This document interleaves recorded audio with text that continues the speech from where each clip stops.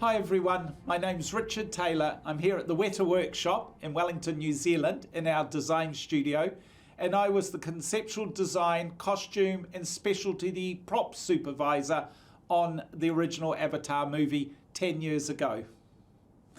So my first question that's been sent in for me to answer, a lot of Avatar, especially Pandora, is digital. So what was Weta Workshop's role in making physical props? Well, we ultimately had a great opportunity to work over a broad spectrum of the movie. The obvious things that we worked on, of course, was the RDA props, whether that be the rebreather masks, the hip flasks on their bodies, all the guns that they carried, the larger armaments that were on the Samson and other helicopters, the various costuming components that required sort of military armament to complement the soft fabric components. We did an awful lot of mock-ups and early prototypes for different departments for construction of the different costumes that would be used.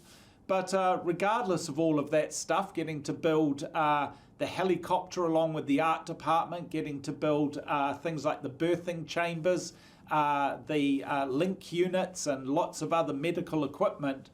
The thing that people don't often realize that we did was also build props for the digital aspect of the movie, for the world of the Na'vi.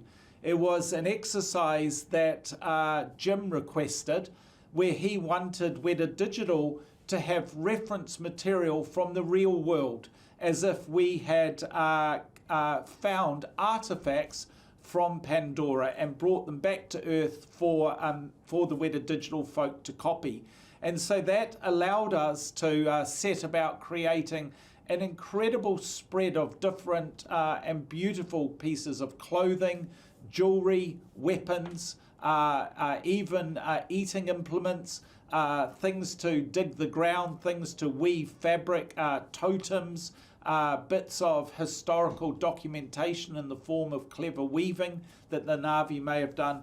All of this was created physically and then handed over to our friends at Weta Digital for them to replicate digitally using it as reference. So a very, very large amount of work came across our desks and work that we thoroughly enjoyed and embraced every day.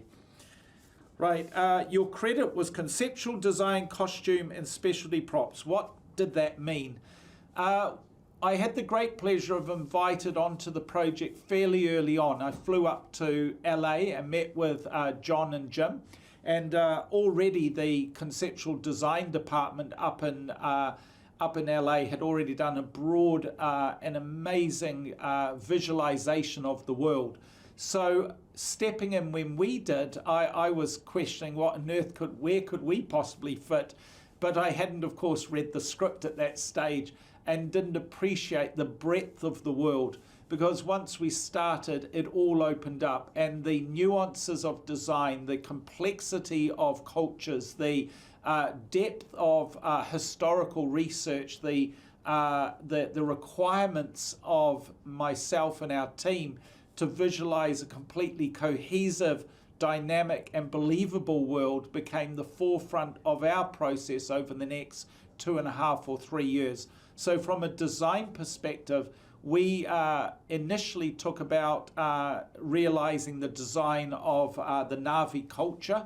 The Na'vi had already been designed as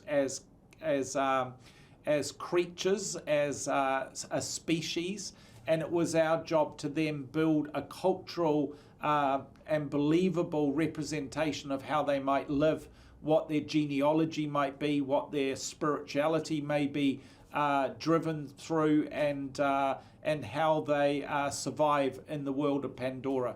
And that was an incredible experience getting to develop that. That ultimately led into the Pandorapedia, which many of you may have now read. We also did a lot of work in the costuming area in support of the costuming team. As I was saying, we did a lot of mock-ups of costuming early on, and all the props, of course, as I was just describing, we got to do a significant amount of the props work. That's not to take anything away from the art department, who also had a significant props department, which also created a huge amount of stuff for the original film. So it was a number of different teams complementing each other to create what would become this much loved and cohesive ecosystem that existed around Pandora, Hell's Gate, and the RDA on the planet. What piece made for Avatar are you most proud of? It's hard to single out a single piece, and I know this is a bit of a cop-out on my behalf by not giving you a direct answer and calling out a single piece. I think it's more an aspect of the overall film that I am most proud of, and that is the creation of a plausible culture around the Na'vi.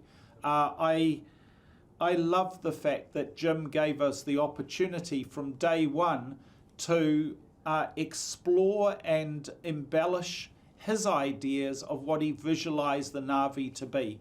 He was incredibly supportive and responsive to all of the thoughts and ideas that we brought forth. You know, sometimes you get a script and it defines exactly what is going to be in the movie, and there's little room for exploration. Other times a script may be somewhat more vague on what a culture may represent.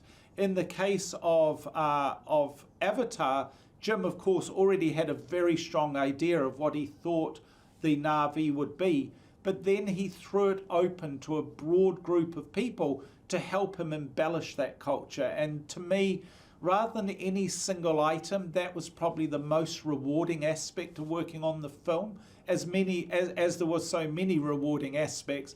But the fact that we felt that we were intrinsically involved in creating this very beautiful culture once the movies came out, a culture that had a real imprint on the world, and a culture that had the plausibility that they dated back generations in time, and there was no holes in that story for the audience. And today I still feel very fond of the fact that we got that chance and got to deliver that to the film. Are there any new approaches or processes that you and your team had to develop to create all the pieces you made for Avatar?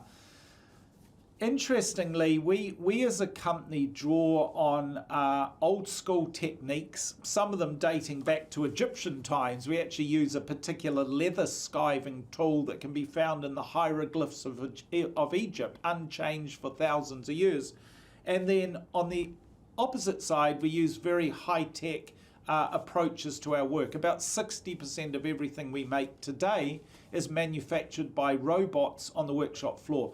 They being 3D milling machines, printers, laser cutters, plasma cutters, 3D technology, etc.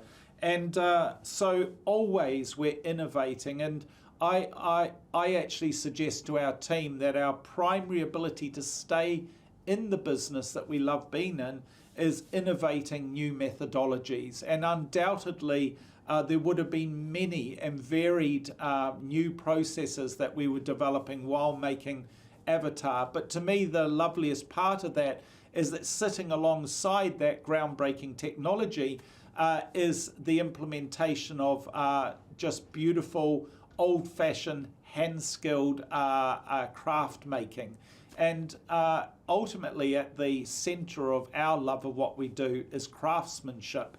Whether that be the craftsmanship of someone operating a piece of 3D software to drive a robotic manufacturing pipeline, or someone that's on the tools, whether it be a welding torch, a hammer, or a leather skiving tool, we're able to combine those two and mix them together and produce these authentic craft-based objects that feel like they come from a past period in time, or in some cases from the future, and give them their authenticity that I hope leaves our particular brand on a film, and of course supports all the work that all the other departments are doing.